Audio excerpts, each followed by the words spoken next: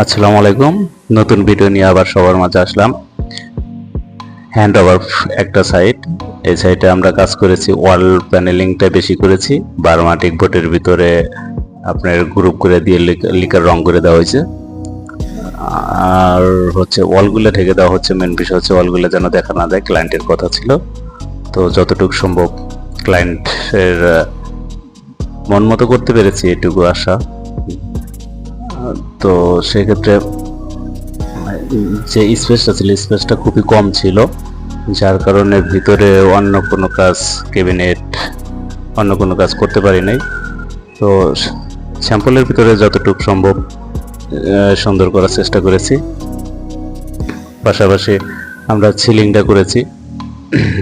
সিলিংয়ের পাশাপাশি আপনার এক সাইডে ওয়ালের যে প্যানেলিংটা, এটা স্পেল বোর্ডের ভিতরে আমরা টি বোর্ড ব্যবহার করেছি, টিভির যেটা বলে গোল্ডেন কালার টিভিটা দেওয়ার জন্য আরো সুন্দর করছে।